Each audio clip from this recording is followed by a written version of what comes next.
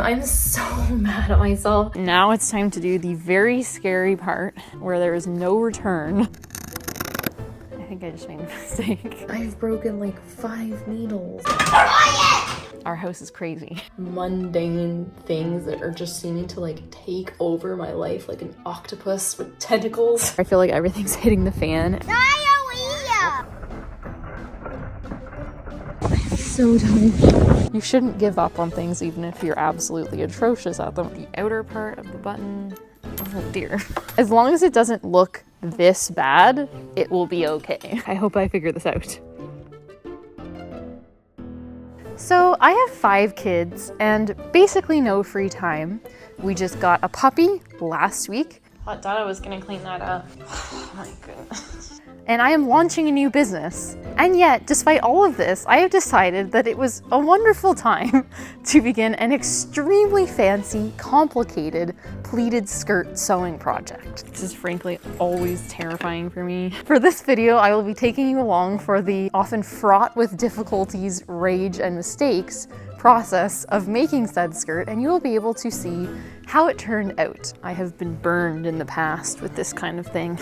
Thank you very much to George Collegian of International Pleating, who I have had on this channel before, for providing the beautiful pleated skirt panels that I used to create this accordion pleated skirt. He'll have to watch this and tell you if he regrets that choice or not. It looks atrocious, and this macro shot shows it. By the way, if you'd like more information about how you can order your own pleated fabric panels from International Pleating to make your own pleated skirt creations, hopefully less difficult than the one I took on, then I should have that information for you in the description box below. Okay, so let's jump into making this skirt.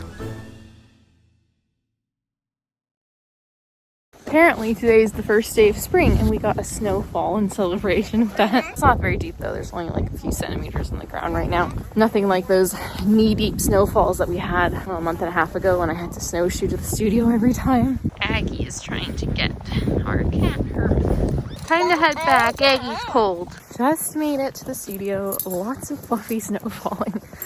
As much as I love snow, and I've been telling myself all winter that I love winter and I love snow, there are limits. Okay, I'm gonna head back to the house for dinner now. It's just after 6. I hope my husband was able to warm up the leftovers okay. I'm sure he was. I got my insole finished up for the shoe project I'm currently in the middle of. That video will, chances are, be coming out long after this one that you're watching. But so I got that finished and I got all my shoemaking supplies put away and all of my fabric and supplies laid out for the skirt project that I'm going to start working on probably tomorrow and start filming with my brother, the amazing filmmaker. So yeah, I'm hoping this will just be a quick and satisfying project. A little bit overwhelmed. And it's dinner time.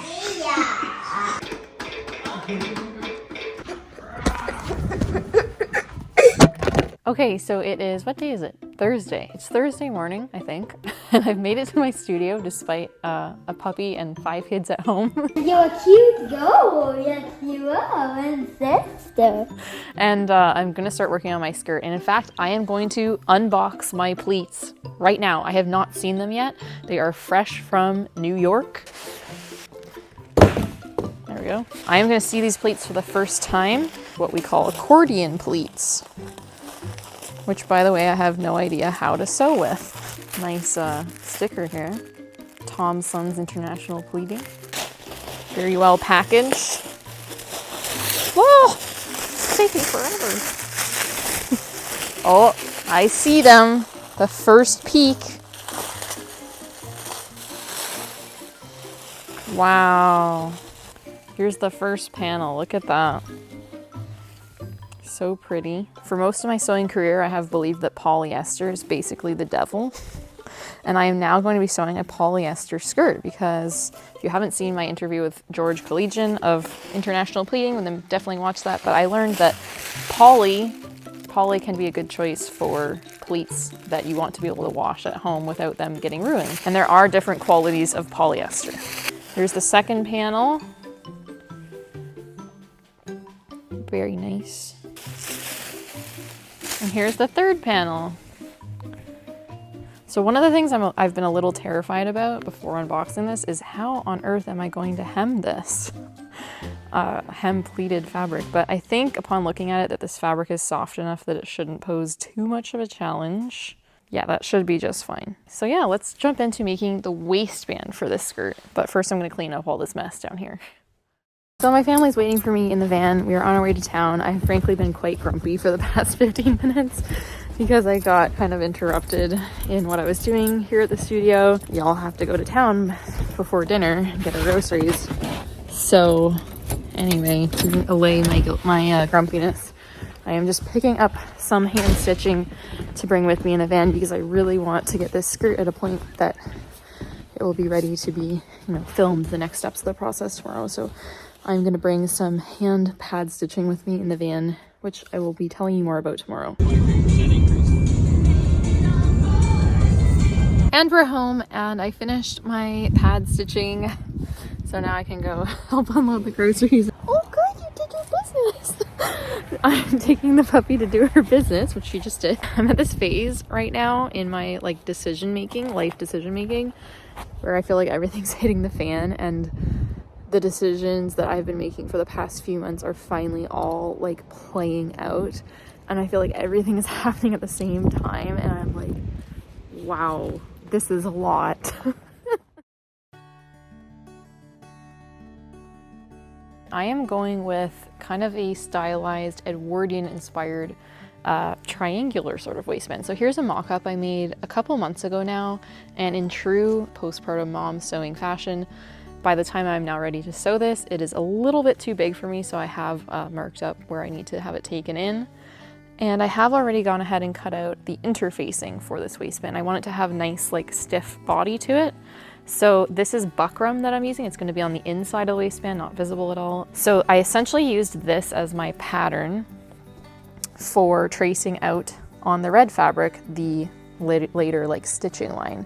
And I have gone around and made these loopy stitches. These are called tailor's tacks. And that's basically a way to mark an outline of something all the way through to both sides of, in this case, 4 layers of fabric. So I've essentially marked 8 sides of fabric just by doing this one loopy stitch. I'm just gonna go ahead and cut around this traced out waistband, leaving a generous seam allowance. It's always tricky trying to figure out how to maximize my time here at the studio, get the most stuff done in the most efficient manner, especially when we're filming it, while not allowing my husband to go crazy because he's at home right now with all the kids and a puppy. Yeah, I'll be extra. I'm extra now. The baby is on his back in the baby carrier, so that should help, as long as she's happy, but yeah, it's always a little bit guilty when I leave. But at the same time, I can get stuff done so much more quickly when I am by myself. I feel like because I've learned to work almost like with a handicap, I could say, with kids around me all the time, toddler getting into stuff. Someone's awake. Woke up a little bit too early. Then when I am actually alone, I feel like I'm that much more effective at getting stuff done, which is nice. Okay, so now I have to go around and cut through all of these loopy stitches before I separate these different layers of fabric.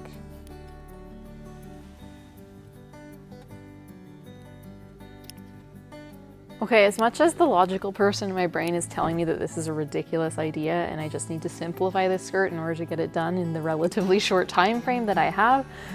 So I was planning on doing a zipper, basically for those logical reasons, a zipper closure because it's quick and easy. But as I'm looking at this fabric and I'm looking at the pleats and I'm looking at the Edwardian style waistband, I'm thinking this skirt would look amazing with some matching fabric covered buttons, like a button closure up the side. Like I just feel like that would look so Edwardian, even though I know it's crazy and fabric covered buttons are like the hardest thing ever for me. This fabric's very light, so I'm gonna use 2 layers of fabric for each placket. Oh dear. I only got 3 in that pin. This fabric is so fiddly. I have to admit, lightweight fabrics like this are not my strong suit. Kind of wants to do its own thing. So how am I gonna do this? I guess I should use my chalk and a roller. Oh dear, that's what I mean. This fabric is a little tricky. One of the nice things about a button placket for a skirt as opposed to a zipper that I now know from experience of having gone through my latest pregnancy and postpartum is that button skirts are a little more forgiving, because if your waist size gets a little bigger from bodily changes, you can just kind of like leave the top button undone and hide it with your shirt. Whereas a zipper is a little harder to just kind of leave part of your zipper undone.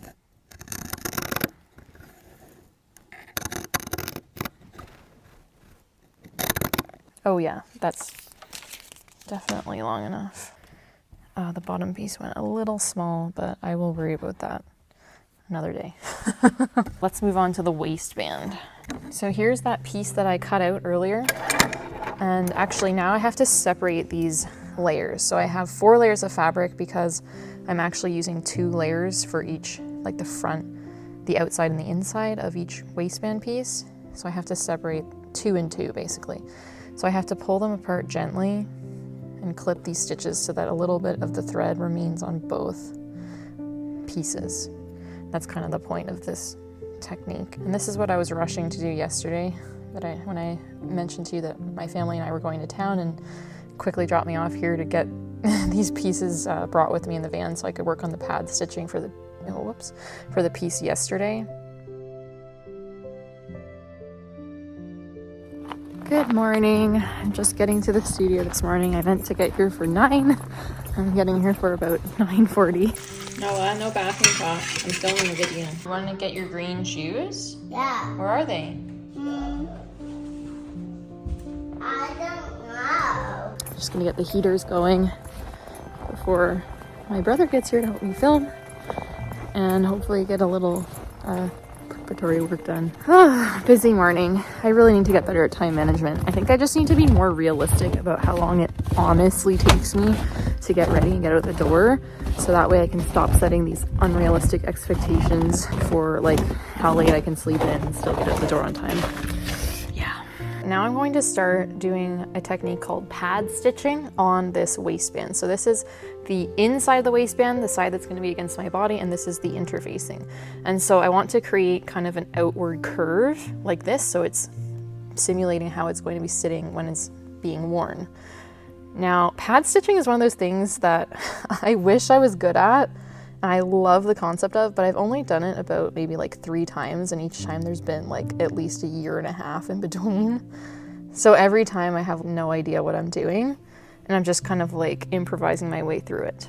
But actually, it's a perfect time to talk to you about the sponsor of this video, which is Skillshare. Because let me tell you, this morning I woke up and I was like, man, that pad stitching, how am I gonna do that? I have no idea what I'm doing. I'm gonna make a fool of myself on camera. And then I was like, wait, Skillshare. I bet there's a video about pad stitching on Skillshare. And so sure enough, I found a hand sewing class by Bernadette Banner on there. I believe it's called Hand Sewing Basics 2. And she has a section in her class all about pad stitching. And I watched that and I was like, okay, so that's how you do it. Man, I'm gonna do that on this one I'm doing right now, because I already did the first one yesterday a little badly, and I'm sure this one's gonna be kind of badly too, because I probably could use another refresher, but still, it was a big help. So if you would like to learn any kind of skill, be it some sort of a hand sewing skill, knitting, crocheting, fine art, video editing, photography, entrepreneurial skills, Skillshare is the place for you. The classes are easy to take at your own time in the comfort of your own home. The classes are relatively quick to finish, very attainable, and Skillshare is now offering something called Learning Paths, which is to help you out if you want to learn a skill but you don't know where to begin. They have compiled a few different classes to take you from beginner to pro in no time. So the first 500 people to use my link to sign up for Skillshare will receive their first month's membership for free. So yeah, I highly recommend checking them out, and thank you Skillshare for sponsoring this video. Yeah, in all reality, I should probably go watch Miss Bernadette again to remind myself, okay, yeah, this is how I do it. So I just finished just over half of the pad stitching of this piece, and I'm gonna go ahead and move on to the next step because I don't have a whole lot of time here left. It's almost time to go back for lunch. But this is the piece that I did completely yesterday. So now I have enough done where I can actually start sewing the side seams of these waistband pieces. So I'm ready to sew the side seams of the inside waistband and the outside waistband now. So this is the inside waistband. I'm pretty sure I got everything lined up properly, not sewing two fronts together and two backs together as I've been known to do in the past.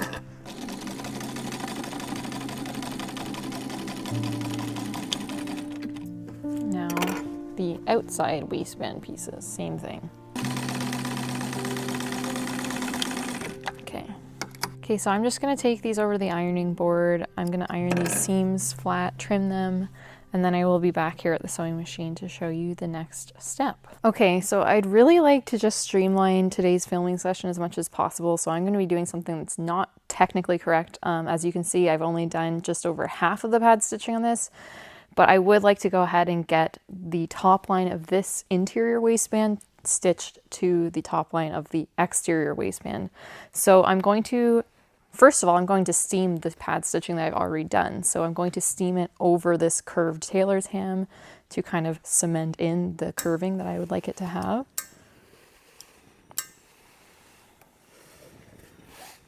Of course, the curving is a little more exaggerated than it's actually going to be, but that's kind of what I want. I want it to be really holding its shape when it's done. And then I'm going to bring this home after that's done, and I will complete the pad stitching at home. Okay, so my hands are getting freezing. It is getting past lunchtime, and that waistband was proving to be a little too finicky to finish up here today, like right now. So I'm going to bring that home, work on it at home, and I'm going to whip off sewing the side seams of these pleated panels, because that is quick enough to do. So, oh, one of my kids clipped these together. How nice. Don't make a mess, just do one cut. Yeah, so I'm just going to clip these together as best as I can with my frozen fingers. Actually, while I'm here clipping, thought I'd tell a funny story, which I'm going to be telling on another video I have coming up soon, but I just thought it was handy to share. It's the story of the first skirt that I made and about why you shouldn't give up on things even if you're absolutely atrocious at them at first. The first skirt I made was when I had one child. He was maybe just over 1 year old at the time. And I was just very kind of enthusiastic and somewhat innocent and naive, I guess, in the sense that I would sew something that, I mean, from my perspective now, was totally atrocious and wear it in public. And so we were going to church at the time. It was fairly small, close-knit community. And the mother of the pastor's wife attended, and she was a very talented seamstress. She'd been sewing for many years, had sewn both of her daughter's wedding dresses, and I had stitched my very first skirt ever. It was gathered at the waist. It was extremely bulky, just very ugly looking. I'm sorry, I probably don't have any pictures of it, but I was extremely proud of this skirt, and I wore it to church. And I just remember this lady kind of glanced a bit askance at my skirt, kind of like gave me the side eye of it, and I was like, "Did you make your skirt?" And I said, "Yes, I just finished this last week. I'm so excited." Just totally naive, totally innocent. And she just kind of gave what I can only describe as a bit of a snicker. And then just, And then I realized, even in my naive brain at the time, that I'd just kind of been insulted. My sewing skills had just been insulted, and probably rightfully so. But thankfully, that didn't stop me from continuing to sew more of my own clothes, and here we are today. Okay, so I'm just going to sew the side seams of these pleated panels now. Yeah, I feel like this is fairly forgiving, thankfully, so let's just go.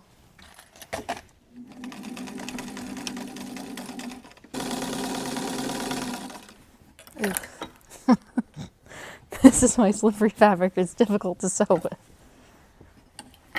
Oh dear. Bit of comic relief.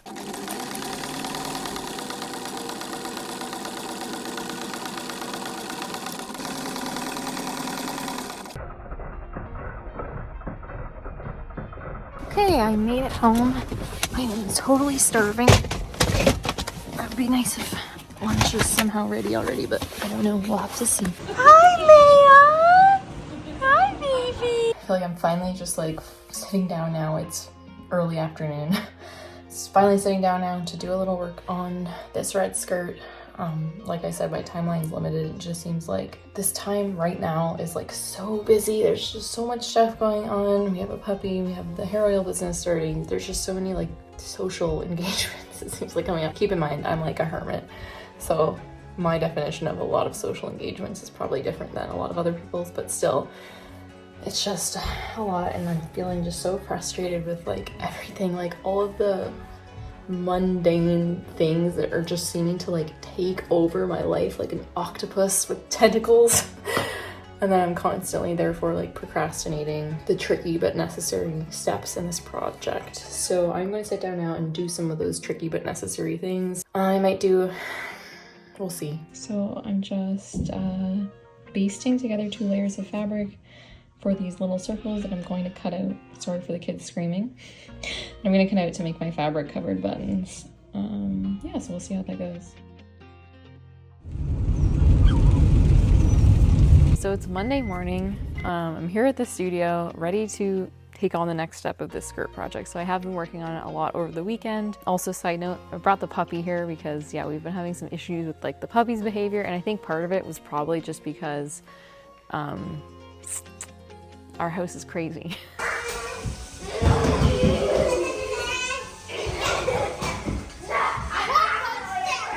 And loud all the time, and she wasn't getting a lot of naps, but she also wasn't liking going in her crate by herself either. So I think she just needs some more alone time, so I'm gonna start bringing her to the studio, and she's just quietly napping over there. But anyways, so I got the waistband all finished for the skirt, as you can see. So this is the inside of the front, so I did this tailor's tape along the edge to keep that edge crisp. And then on the back side, here's all the finished pad stitching. So this is the more structured side. I did get the pleats pinned on my dress form and kind of arranged the way I think I want them to be. But again, this is so much guesswork for me because I've never worked with accordion pleated fabric before. But so far it's all looking really good. There's one kind of nagging thing that's bothering me, which is this particular seam is acting particularly visible. But because of the orientation of the panels and which side the seams are on, unfortunately, this is going to be on the front of the skirt, so I'm going to try to fix that as best I can by spacing the pleats a little closer and ironing it. I sort of want to go with more of a historical meets modern aesthetic. So with historical 18th century skirts, for example, it was quite common to have lots of closely spaced pleats at the hips and the back, and then not as much in the front, for example. So I kind of like the idea of going with that historical aesthetic, but in a more modern skirt. The reason I want to hand stitch this, and again, I don't really know for sure if this is going to work, but I would like it ideally if these pleats aren't looking particularly squished down like they kind of are right now with the pins. So I had a lot of stress over the weekend. My daughter woke up a bit earlier than I was hoping for. But I'm going to forge ahead. I don't have much time left. My in-laws are coming over for dinner pretty soon, which will be nice. I just went down this rabbit trail of freaking out over like the way the seams are looking. They're just looking kind of weird, and I was like, oh no, I think I did something terribly wrong. Like I should have lined up those pleats more properly before I sewed it, but I honestly don't think I could have done anything differently, and I hope it won't be too visible anyway in the finished skirt. And so I had to kind of visualize and set up with pieces of paper pretending that was the skirt, like how the plackets were gonna meet and interact with the waistband. Yeah, I think it's going to look really good once it's done anyways. Before I start hand stitching the waistband to the skirt, I do have to attach this button placket. So this is the side of the skirt that's going to have the button holes, and I decided I'm going to have a visible exterior button placket, partly for looks and partly because I think that will work better with the pleats rather than having buttonholes directly on this pleated fabric. So I interfaced this with some cotton muslin that I hand basted on, so it'll give it some extra strength since this fabric is so light. So normally I would just take this to my machine and machine stitch it, but I don't really want to pick up these pleats off the table and bring them to my machine because they're very heavy, and I know that if I pick them up, they will completely just like slide around and probably shift out of the orientation that I have them right now. So I'm just going to hand stitch at least just the top part of this placket on so I can go ahead and complete this waistband seam. Trying to keep this selvage edge hidden inside. Obviously I don't want that to show. This fabric keeps getting wrinkled awfully.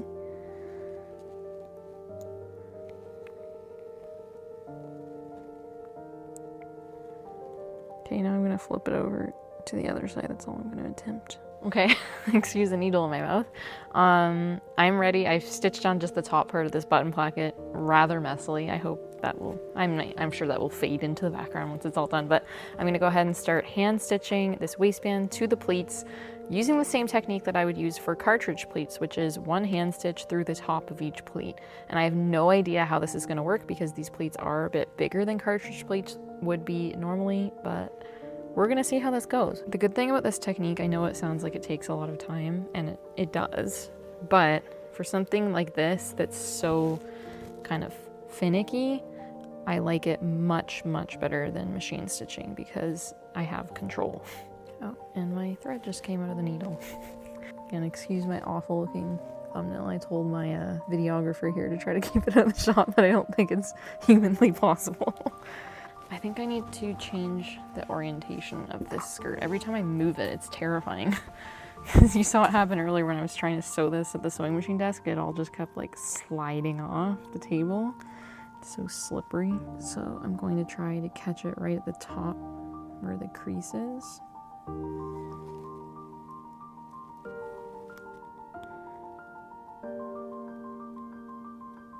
So the good thing about this technique, again, as I said, is you can shift each pleat into the position you want it with each stitch you take.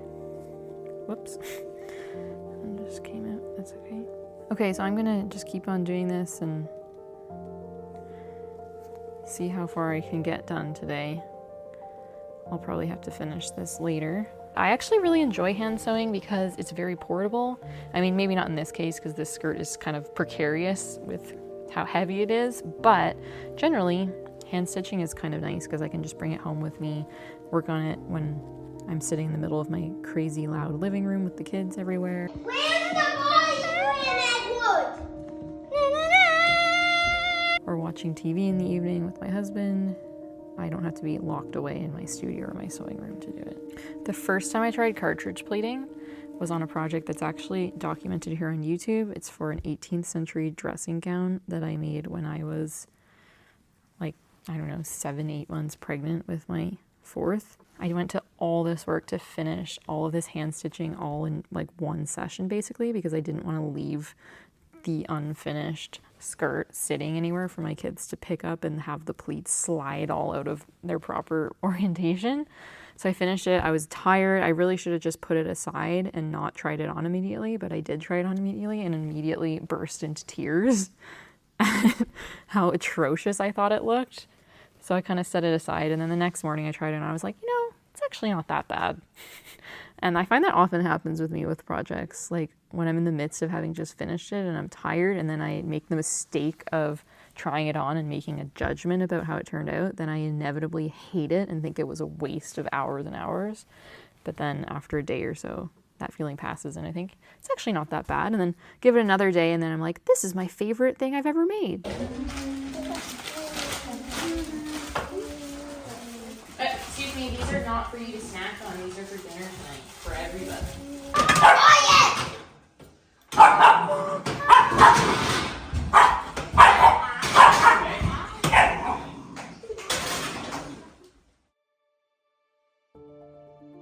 Fabric covered buttons have always been a completely dreaded task for me that seemed nigh impossible, and I would just struggle for like literally an hour to make one fabric covered button that would then come apart after like an hour of being worn on the garment. And so I would desperately go to YouTube, type in how to make fabric covered buttons, and I wouldn't see anyone acknowledging like the pure reality of the fact that, at least for me, this was basically impossible and so difficult. And they would just be kind of smiling and being like, I love making fabric cover buttons. And they would just like pop 10 out of the mold in like 5 minutes. And I would just be like shaking with anxiety. Yes. So anyways, I finally figured out how to make fabric covered buttons a bit more easily, using a few I would call them kind of perfectionist things. Like I would see people suggesting these things on those videos, like do a line of basting stitches, and I'd be like, nah. And then I would try to do it without it, and yeah, sure enough, it was really hard. So I've basically learned through a lot of trial and error that I do have to do a lot of perfectionist things to get this to work. So I have traced out the template of the circle that I needed, and then I went around with a basting stitch around that edge. This is actually 2 layers of the fabric because this fabric is pretty thin and I don't want it to wear through, which is something that I have had happen on store-bought garments with fabric covered buttons, and I don't want that. Okay, so the next little trick I have found to make it a little easier is actually getting my fabric a little bit damp. I've never heard anyone else talk about this, but this has been the secret for me in getting these like very tautly covered fabric covered buttons, is to do it when the fabric is damp. So here I go. And then a final trick I've learned is to use heat. So previously I would actually just hold this up to my big industrial space heater over there, but it is off right now and this is where we are set up with our cameras, so heat gun it is. This is the silicone mold that I'm going to put the button into for it to be formed, and it's usually very stiff.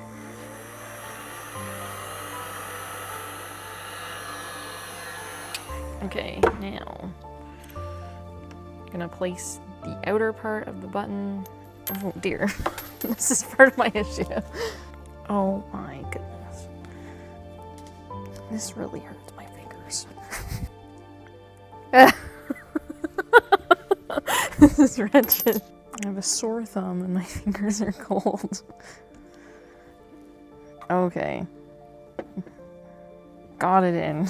The help of this pencil. Okay, so that part is in. Okay, well that seems to be as best as I can do. Get it a little more damp. And I know, like, theoretically this could be trapping moisture inside the button, but I've literally gotten to the point where I don't even care. Like, if I can just get these buttons made, moisture be trapped in there or not, it's fine. Okay, so I'm gonna put that part on there. Actually, I'm gonna heat this up a little bit more first. That'll make, just to make it a little more malleable. So I think that was part of my problem. Maybe all those ladies who made it seem so easy to make these fabric covered buttons were in like a really warm climate or something, and so their silicone button molds maybe weren't as stiff as mine has been, because that has proven to be a big part of the issue. Not just making the fabric covered button, but then getting it out of this mold without breaking it apart again. Oh wow, that proved pretty easy. The heat gun works really well. Okay, so I'm just gonna kind of push this down more for good measure.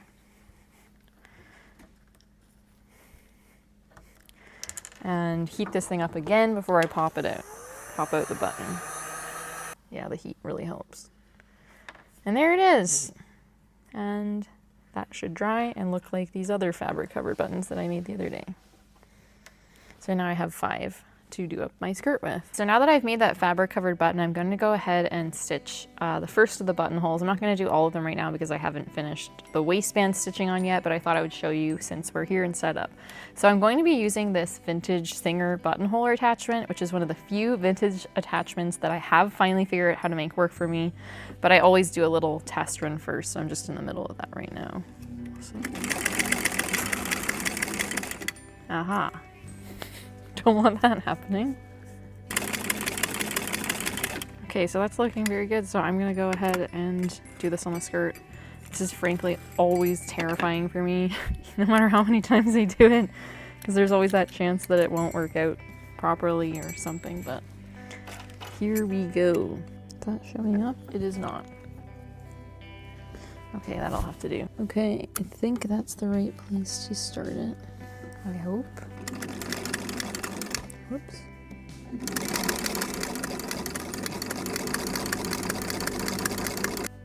That honestly turned out a little close to the top, but it's gonna have to do. There's always a little like guessing as to where the buttonhole is actually gonna turn out, because sometimes, you know, you think you're at a certain part of the buttonhole and then the machine thing kind of shifts as you start. So, but that'll be fine. I mean, it'll also depend on where I sew the button on the other side, so I'm sure it will look fine, I hope. Leia was being fussy. Maybe she'll want to go back to sleep, and I'm kind of dreading to go downstairs and see what those boys have been up to. It sounds very noisy. My husband is downstairs, but he's taking a shower, so he's not necessarily watching them. Put your feet down.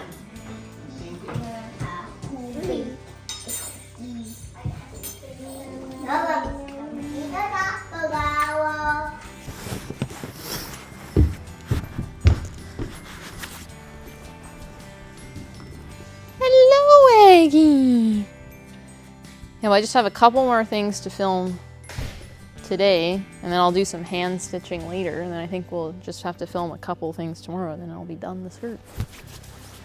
That'll be good. So now I'm just sewing the button placket onto the other side of the skirt. So this particular placket is going to be folded over to the underside. Yes, the puppy's awake now. And then I can sew the buttons over here, and the edge will be reinforced with this extra layer underneath. So I was feeling so stressed about this project over the weekend, thinking what a crazy idea I'd had to finish this in 2 weeks, but I think I will get it done without too much stress. So I'm just at my ironing board now. I'm just going to press this placket over to the wrong side of the skirt before I can hand stitch down this side of the little rectangle. And I'm gonna sew the button on, and then I think we'll call it a day. I've been having to disconnect the water from the iron it when I leave the studio because it's so cold in here. I don't want the iron to freeze. We've been leaving the heat off when we're not here because our hydro bill turned out to be astronomical the first month that we were leaving it on all the time, so we decided, yeah, we can disconnect the iron and, you know, have it be colder in order to save money until we get a proper heating system put in. I'm going to quickly just hand stitch just the top part of this down so I can go ahead and stitch the top button on and show you guys how that looks. And I should be able to finish off this skirt by tomorrow, which is very exciting. Because yeah, everything that's been happening in my life recently just felt like it was all just compiling into this giant snowball of stress over the weekend, as we were actually having a literal snow blizzard at the same time. I just got back from a walk and look at my hood. It is getting close to April here, and we're having this enormous snowfall. I was like walking, just trudging through the field like the abominable snowman, and all I could think about was how on earth am I going to do the stupid skirt placket button thing? How am I going to do the side seam? Like, where am I going to attach the placket? Where am I going to put the buttons? Like, am I going to have to cut into the seam? And like, it's hard even to explain. Of course, the big part of my problem is that I was not originally planning on doing a button closure for this skirt. I know that makes no sense whatsoever since I'm not showing you, but anyways, I hope I figure this out. And I was telling myself, like, once I finish this skirt project and the accompanying video for it, then I think I'll be able to relax more, and then I can focus on the hair oil business that is being launched currently, and I will also have an amazing skirt out of it. The invisible stitch, which is what I call this, is one of the first stitches I learned as maybe a 7 or 8 year old, and it's always seemed very magical to me. I love using it in situations like this. I've had such a problem over the past few days with like anything I'm hand sewing, my thread is getting all tangled up on itself like all the time. Don't know why. Something weird in the air maybe. I think I just made a mistake. Oh no. I think this waist is going to be too small with the button overlap stitching. I changed something that I'd already like planned out, and I thought, oh wait, I know I didn't do that right, which was with this placket, and I think I actually shouldn't have changed it. I don't know where my brain is right now. Well, maybe we'll have to film stitching on the button another day. I think this waist is going to be too small as it is when I have to overlap it for the buttons to do it. Yeah, it meets exactly, but there's no room for the overlap because I did the placket wrong. Okay. Well, I'm going to fix this and we'll come back to it tomorrow. Hello! The kids are watching a movie. Leia's just finishing up dinner, and I'm finishing up the hand stitching of my skirt to the waistband, and it's going really well, and I did manage to fix that huge issue I discovered at the end of our filming session earlier today. Hey guys, so it's after midnight. Well after midnight, I don't even want to know. And I pretty much finished everything I wanted to finish. In fact, I'm going a little bit further than I had planned, and I'm trying to finish sewing these buttonholes with my buttonholer, but this time on my green vintage Singer machine. And I've broken like 5 needles, like the base plate thing, I guess, keeps shifting and it's going wrong. And the last buttonhole I was just working on, it's messed up looking. I just need to go to bed now, but I just really wanted to get this done. It's so frustrating. I don't know why this thing isn't working on this machine here. I mean, it was working all right on the machine, the black vintage Singer at my studio. Anyways, I'm tired and I'm hungry and it's after midnight and I have to wake up early tomorrow too, so.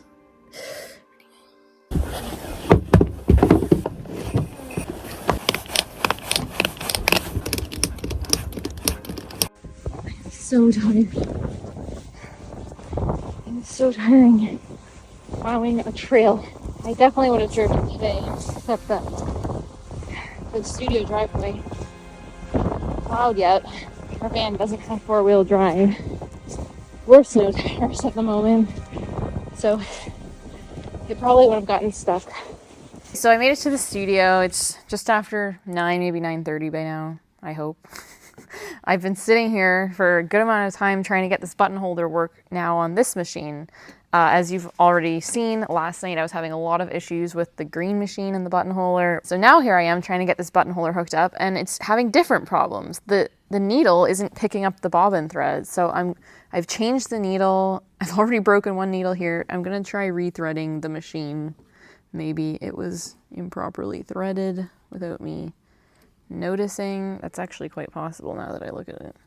Let's see if this works. This is so annoying. I literally could have hand stitched buttonholes probably in less time than it's taken me just figuring all this machinery out, but I don't have the best thread on hand for hand stitching buttonholes if I'm going to go to all that work. And generally, this can make really attractive buttonholes compared to what I could do by hand. I know I could probably make really attractive ones by hand if I really tried hard, but like I said, I don't have the right thread and stuff. So anyways, let's see if that, it's doing the same thing again. I'm sure some of you are gonna know exactly what the problem is when you watch this, some of you vintage machine experts, but I have no idea what's happening. Oh my goodness. So I'm gonna give this one more try, and if it doesn't work, we're just gonna move on. It's not making stitches. I did have this problem quite a bit with this machine, like when I first got it, and then eventually I got it figured out. But the problem is I don't exactly know what I did to make it start working. It just kind of magically started working. It's like this machine is alive or something. So I've given up on the buttonhole situation for now. My machine is just not cooperating with me. I would just sew it by hand at this point, but I've already sewn 4 buttonholes on machine and they wouldn't match. So anyway, I'm just gonna go ahead and sew on probably 2 buttons, the first one and the last one, so that way I can get this placket properly aligned with the underside when I put it on the dress form and then pin up the side seam. I'm not usually a perfectionist, but last night is a perfect example of how my perfectionism can kick in. I sewed 2 passes of hand stitches to connect the pleats to the waistband. The first pass all around the outside of the skirt, the second pass all around the inside, with 1 stitch going through each pleat, through the very top fold of each pleat, in order to like hold them in kind of an upright position rather than being squished down or squished to the side. Kind of giving it a look of historical cartridge pleats, but in a way that sort of meets a modern look. And it was quite finicky, don't get me wrong, with like making sure these pleats were sitting properly when I did the second pass along the back. And it's not perfect, but I'm very happy with it. I'm probably gonna take out these basting stitches later, but yeah, very happy with how this has turned out. The buttonholes leave much to be desired, but whatever. Let's move on. So I'm going to stick a pin through this buttonhole that I already stitched at the top to find where I'm going to stitch on the button. So I'm just gonna kind of stick it straight through. Is that right? That looks about right, I think. So now I'll just mark this with thread. now it's the moment of truth. Let's stitch on the first button, and then I'll punch the buttonholes. In fact, I might actually just baste this button on first, loosely, and then I'll go ahead and cut the buttonhole and just make sure that it's aligned properly before I commit to this button placement. Because there is always a little bit of ambiguity and kind of wiggle room as to where you can place a button and still have it look good. Yeah, that should be fine. So I'm just going to use this hole punch to punch the top part of the buttonhole here, which is round. Okay, it's a little bit on the small side, but I didn't want to go too big because I didn't want to cut the stitches.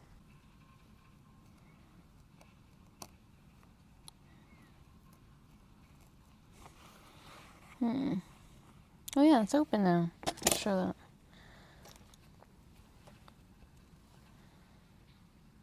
There we go. Man, that was the best buttonhole cutting experience I've had yet. I cut the buttonhole and I tested it out where my button was basted on, and it wasn't a correct orientation, so it's a good thing I did that test. So I think this is going to be the correct orientation, so I'm just going to quickly baste that on and test it out, and then I'll sew it on if it's fine. It still is sitting a bit too far this way, so I guess I have to shift it over a lot more than I thought. So I just, oh, the lighting is not too great. Is this better? So I just finished this blouse last night, hand stitched silk organza, another wrap blouse. This is not a great view of it. I will probably wear this with the finished skirt at the end of this video. So yeah, I'm very excited.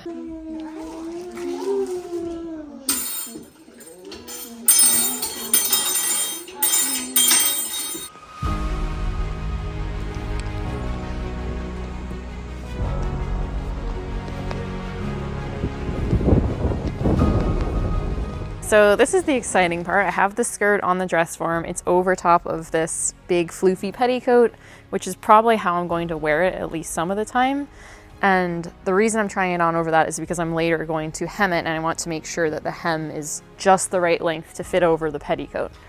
But in this case, what I just did was I got the side seam loosely pinned to the level that it needs to be. So I'm really happy with how this button placket is turning out. I think it'll look really nice once all the buttons are on there with this little, rectangle. It does look very Victorian or Edwardian to me. So yeah, I'm gonna take this off, do a proper pinning of the rest of this side seam, and then sew it on the machine, and I'll come back and pin the hem on here. Okay. Man, it's cold in here.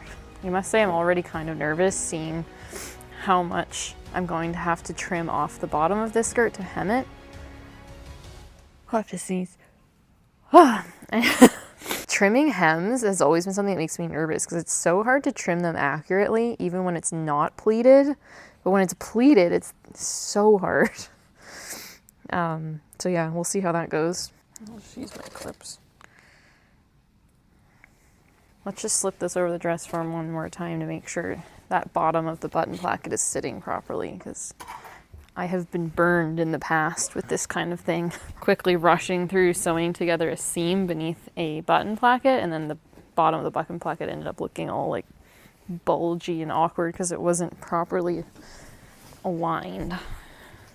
Yeah, it's looking fine. I think I'm just gonna have to start off the bottom of the seam here by hand, because there's a little bit of an overlap where the seam where it needs to be sewn is actually kind of over top of this placket here. So I think I'll just do that part by hand, and then I'll do the rest on the machine. Now it's time to do the very scary part where there is no return of trimming the bottom in order to be hemmed. Like here, I guess? There is a little wiggle room because I could always shift the petticoat down a little lower on my body, but so I'm actually quite terrified. Even though I'm doing this on a dress form and not on myself, it still is so hard to accurately gauge like what is a straight bottom edge of a skirt, and getting the hang of trimming these pleats as straight as possible. So yeah, here I go cutting. So the reason why I'm cutting so much is because upon getting my pleats, I was lying awake at night thinking about all the details of how I was going to make this skirt and coming up with all these questions that I didn't know the answer to. And one of the questions was that I ended up emailing George and International Pleating about was, can you even hem fabric like this? And their answer was that you have to either do, I think, like a surge hem or a baby hem. So that's what I'm going to do, just a tiny little rolled hem. So I'm not going to need to leave a lot of extra space for that to happen. Aggie is eating. I feel like that scene in the Disney Cinderella movie where all those birds are making that dress for her to go to the ball. Trimming it, and they have it on the dress form. It actually reminds me so much of that. I guess I will just always try to be cutting perpendicular to the pleat fold lines, and then that should keep me fairly well off. Now, of course, these are circle skirt panels, so they are probably going to droop a bit lower in some areas than others, depending on what direction the grain is going. But I'll use that as a starting point, at least perpendicular to the fold line. Well, I'm going to keep fiddling around with this, and I'll come back when I'm a little closer. Hey, Aggie. Hello. I'll come back when I'm a little closer to having this trimmed and ready to sew. Okay, so I just finished my first round of trimming the hem, and look at it. So basically what happened was I was trimming here. I ended up cutting a little bit too liberally in this spot, unfortunately. So basically the whole skirt is going to have to end up being this length, which is fine. And then I got more and more conservative with my cutting as I came around and got here. So yeah, I have a lot more passes to do with the scissors. But basically, if I look at this skirt now, it actually helps me feel a little bit better about this process, because I'm like, well, as long as it doesn't look this bad, it will be okay. So my cameraman is going to need to go home soon. I have to go home soon too. It's after lunchtime. But now that I'm here, I'd kind of just like to finish off this hem if I can. So I am going to do a few more passes with the scissors, and then I will do a rolled hem with my rolled hem foot, which I have never successfully used before. And we will see how that goes. Okay, so I'm here at the studio. My cameraman went home, but I am pretty much finished trimming up the skirt. I'm going to be late for lunch, but I have to do this when it's on the dress form here. I haven't yet decided if I'm going to attempt to use that rolled hem foot. I'm a little nervous with that, or if I will literally just bite the bullet and try to do this by hand. The advantage of that being, of course, that it's a lot harder to make a mistake. You have more control, and I can just bring it home with me and do it in the living room with my kids around. So yeah, maybe I'll do that. Yeah, we will see, but I'm loving how it looks. I'm so excited. Puppy finally fell asleep on my scraps, and the hem is looking much straighter now. I may or may not have just tried on the skirt for the first time and been both filled with immense joy at how good it looked, but also extremely mad at myself to the point of tears at how I over trimmed the hem. I'm so mad at myself. It's still an amazing skirt. It looks so good. I love it so much, and I want to make so many more with the lessons I have learned, but I'm just super kicking myself for not having been a little more careful when I was trimming the hem. And like, I was so careful when it came to the top half and not over trimming the top half, but then when it came to the bottom half, I guess I was just rushing. I was just wanting to finish. I didn't even feel like I was rushing though, but I guess I was. I hadn't worked with this kind of thing before. I really should have done it more by measurement of my favorite skirt lengths that I currently have, rather than just doing it on the dress form, which is kind of deceiving because it's a lot shorter than I am. It just wasn't like the picture I had in my mind for the length. But the top half of it, everything other than the length, is exactly, like, actually better than I envisioned. So it's like a beautiful mixture of basically the way my life is. Amazing triumphs with amazing chaoticness and mistakes and mess ups. So anyway, lessons learned. I have learned so much about working with pleats. I'm so excited to work with more and make more skirts like this.